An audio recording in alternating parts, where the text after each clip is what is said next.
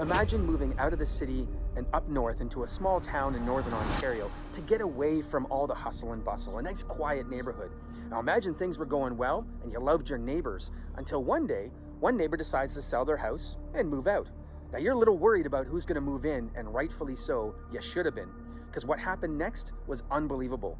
This is a true story of a couple that decided to move out of the city and go to a small town in northern Ontario, had their neighbor move out, and what moved in was absolutely chaos. We're talking parties till 4 a.m., we're talking dogs that barked all the time, and that's just the beginning.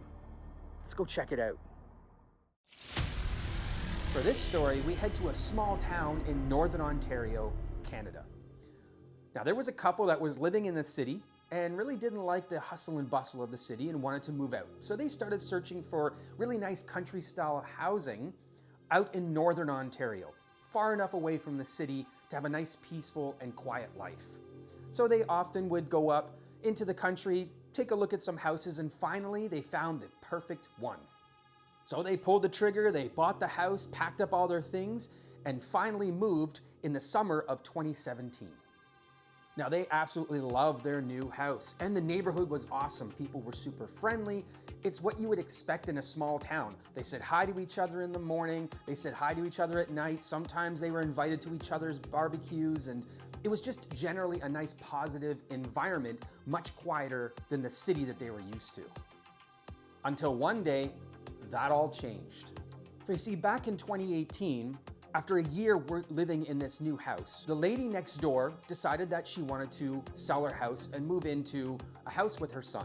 This was an older lady, and she was very quiet, very polite, very nice, but she decided it was time to sell her house and move in to her son's basement. So the nice lady hires real estate agents, starts showing the house, has lots of open houses, people coming and going, but eventually she settles on a price and sells the house.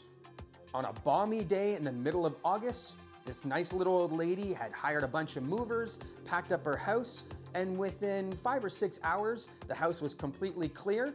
The movers had gone on to start delivering the furniture. She hopped into her car, waved goodbye to her neighbors, and she was never seen from again. A couple of months go by, and the couple that moved out of the city, whom we'll call John and Kim, were sitting on their front porch enjoying the rest of their day when all of a sudden, a moving truck shows up. Of course, makes perfect sense. The house wasn't going to stay empty forever.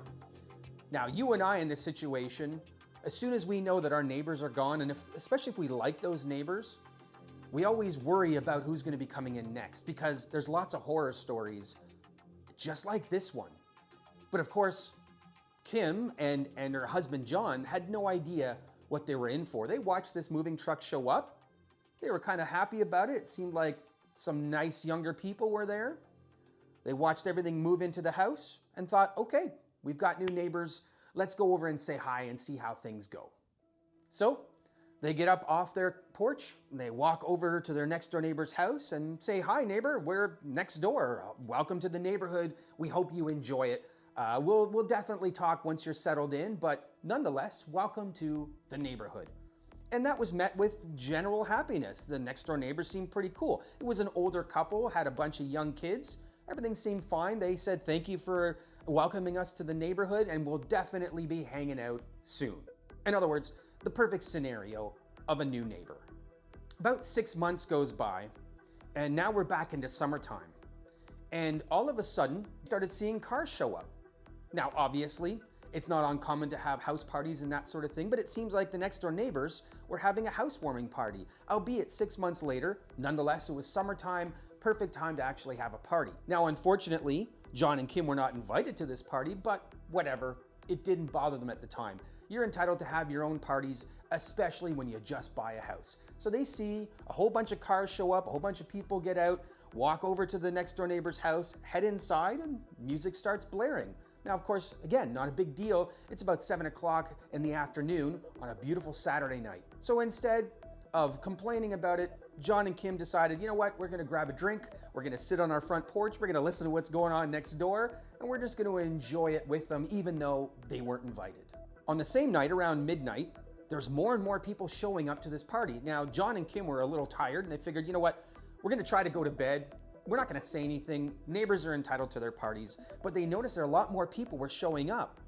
And about 4 o'clock in the morning, the music was extremely loud. There was people partying, yelling and screaming. There was music being blasted. People were outside smoking in the backyard. It was just general chaos. But again, John and Kim were like, all right, neighbors will be neighbors. Let's just leave it alone for now. Let's hope it doesn't get worse. Let's just leave it alone. They had their fun. Let's try to get some sleep. So eventually everybody goes home and the neighborhood quiets down again, and the week goes by and generally nothing seemed to be wrong. They had this epic party, didn't get much sleep, but hey, things go back to normal until the next Saturday. The next Saturday rolls around, and yet again around 7 o'clock, a whole bunch of vehicles start showing up. Loud music starts to be played. People are smoking weed, doing drugs, drinking. It was just as if they were in some sort of biker bar scenario, some sort of Sons of Anarchy scenario where there's massive party, bonfires, loud until 4 o'clock in the morning. Now, John and Kim again wanted to be good neighbors, so they really didn't say anything. They thought, this is getting a little much, but it's a Saturday, so we'll just have to deal with it. Most likely it's only for the summer. Eventually it was getting to the point where there was a party every Saturday, and it was getting too much for them. The smell of weed was overpowering. The smell of alcohol, the loud noises, the yelling, the screaming, the fighting, the laughing, the carrying on. It was just too much for them to handle. They still didn't say anything, but they did talk with other neighbors and try to get an idea of whether or not these neighbors were just as upset as they were. And as it turns out, the entire neighborhood was super pissed at these new neighbors. Now, to you and I, it may sound like not a big deal, somebody's partying on a Saturday, but there were things that were going on that were worse than that. Such as, the next door neighbors had 4 massive dogs, and these dogs would bark at all hours of the night. Now, the worst thing about this is, the neighbors just let their dogs run around outside in the backyard, and the backyard wasn't fenced. So one neighbor, John and Kim, and the other neighbor shared a backyard. There was no fence in between, no fence at the end, and these dogs were running everywhere. And more importantly, they were leaving little bombs on both sides of the lawn. Now, as a dog owner myself, I know you have to poop and scoop. That's just the way it goes. But this neighbor thought, well, it's on my own property. I don't have to clean it up. And what's worse is that they also didn't clean up their garbage right away. They would leave the garbage out for a week in the blazing hot sun outside. So you've got garbage smell, you've got weed smell, you've got lots of parties going on every weekend, you've got dogs barking all hours of the night, and they're taking little shits everywhere, all over both backyards. It was just insane. The smell, it was reported the smell was just unbearable. And John and Kim actually had to close their windows all the time and not go outside to enjoy their backyard, just simply because they didn't want to be subject to all the noise and the smells. And then the parties started happening on a Friday also. So now in the summertime, we got Friday, Saturday parties, dogs shitting and pissing everywhere. It was chaos. And John and Kim were fed up, and they decided to call the police. Get the police involved. Hopefully they can talk to the next door neighbor and smooth things over. But before they decided to actually pull that trigger, John figures, you know what, I'm gonna go next door and talk with my neighbor. Maybe I can reason with them and say, listen, it's been a little loud, things are crazy, you need to simmer down just a little bit. So he walks over to his next door neighbor's house, and he's about to knock on the door, and all of a sudden it happens. He hears gunshots in the backyard. Now he's thinking, okay, I don't know why there's gunshots, but I'm not gonna stick around to find out who those bullets are meant for. So he quickly moves back to his house, runs upstairs, goes to his bedroom window, which faced the backyards, looked out, and he notices his neighbor with a big shotgun, and that neighbor is taking pot shots at Canadian geese that were in the backyard. He was drunk, he was high, you could see he's holding a beer bottle, he's hooting and hollering, and he's taking pot shots at these birds, which, by the way, is illegal in Canada. And also, if you know anything about Canadian geese, they're very territorial, so it's not uncommon for people to be upset with these type of birds. I mean, there's a reason why we call them cobra chickens.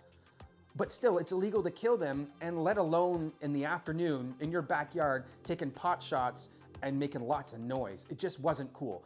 So this is where John had enough and decided to actually call the police. Just as John was about to grab his cell phone off the bed to call the police, he noticed that the Canadian geese took off and were flying over the top of his house. So he peers down at his neighbor, and all of a sudden he sees this. His neighbor just aims the gun above his house and starts firing at these Canadian geese, but their bullets are going over his house. So he's thinking, whoa, I better get out of here. So he ducks down, and just as he does so, the window beside him smashes. A picture falls off the wall, and a big puff of blue dust is all of a sudden all over his room. Now he's thinking, okay, hold on a second now. I definitely have to call the cops. So he crawls over to his bed, picks up his phone, calls the police and says, please come, I'm being shot at. Just as John was on the phone with the police, he could hear his next door neighbor shout out, sorry, but was laughing uncontrollably. He stood up, phone in hand, looked down, noticed his neighbor was just staggering all over the place. Gun had fallen out of his hands. He was laughing hysterically at the whole entire situation. But John wasn't, and by this time, Kim was upstairs, also hunkering in the corner, wondering, why are we being shot at? So after about 4 hours, the police show up. John sees them go to the next door neighbor. Obviously, a conversation was had. The police come back to John's front door, rings the doorbell. John and the police officer talk, and they're assured that the neighbor won't give them any more trouble, and that if there is more trouble, that John and Kim should call the police right away, and they'll show up, and they'll make sure that things are smoothed over and it doesn't happen again. Well, as with most of these stories, it doesn't end there. So John thanked the police officer, and the police officer went on his way, and John and Kim went back into their house and thought, okay, no harm, no foul. It's been about a year. The past 4 months has been really bad, but you know what? We're just gonna deal with this and hopefully it stops. But of course, over the next 2 years, it actually didn't stop. It got worse. And the police were called to the house 112 times. Everything from noise complaints to indecency, to gunshots, to dogs running around the neighborhood, barking at people, bad smells from the garbage, drug use. They weren't picking up the poop from their dogs. It was just utter chaos. And this neighbor didn't care that the police kept showing up. Why? Well, because the police couldn't charge him with anything criminal other than maybe disturbing the peace. Because everything the neighbor was doing, he was perfectly legally allowed to do. You can have your dogs poop on your lawn. You can have parties as long as it's not too loud. So the police kept showing up saying, hey, turn it down. Hey, here's a sound violation. But then eventually the police decided it's time to charge this neighbor with disturbing the peace. And that's where things started to get better for John and Kim. And that's where karma really stepped in. What happened after that was 5 years of what they said was pure hell. John and Kim had to deal with that neighbor for 5 years. Parties, yelling and screaming. It got worse because as they were going to court, this next door neighbor just kept delaying the court dates, kept having the lawyers say things like, I'm sick, I can't do it. And they extended the court date time by 5 years. And so this couple, John and Kim, were considering, we have to sell the house. We can't go outside. We're not comfortable going outside. It's too noisy, too smelly, the whole 9 yards. But they weren't done. They wanted retribution. They wanted to get revenge. So what they did was they actually went to court. They took the next door neighbors to court. And when the judge heard everything that was going on, saw the minor disturbance charge, the judge thought, okay, hold on a second. This minor disturbance charge doesn't come with a big hefty price. So from a court perspective, we're going to find you a certain amount of money to make sure you stop doing this. But karma and the judge were working together. And the sentence that was laid down made sure that this next door neighbor never did it again. And in fact, that next door neighbor moved out. Here's what happened. On September 18th, 2024, the judge found that the unruly neighbor was guilty of nuisance and made sure that this neighbor never did it again. Why? Because John and Kim were awarded a whopping $520,000 in damages that the neighbor had to pay them in full for all the problems they caused over 5 years. Damages included general damage to the sum of $180K each, $10,000 each for mental distress.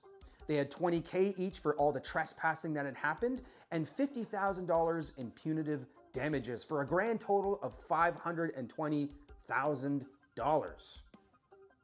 Yes, I absolutely love that. If that wasn't enough, the judge also ordered an injunction telling the neighbor to cease and desist activities, including a long list of restrictions such as no more loud parties, no more gunplay, no more allowing garbage to build up. You have to pick up after your dog, just to name a few things. The judge really said, all these things that you've been doing so far in the past 5 years, stop it. You may breathe, you may blink, you may eat, you may shit, you may piss, and that's it pretty much. So after 5 long years of dealing with this neighbor, John and Kim finally was able to put this to rest. They were $520,000 richer, and that next door neighbor, a couple months later, moved out. So it was a win-win scenario. Karma came in and said, okay, it's not enough to be charged with disturbance, which barely has any fines and no jail time. We're gonna make sure that John and Kim are made right. $520,000 right. Perfect. Never ceases to amaze me the things that people do. Just like this next story I'm working on right now, where a woman decides to leave her boyfriend, and that boyfriend stalks her. Now that's not the scary part. The scary part is where the boyfriend worked, because they had access to a ton of information, a ton of weapons, and just downright nasty intelligence. Anyways, my name's Chris Bez. Thanks for watching. Stay safe. We'll see you in the next video.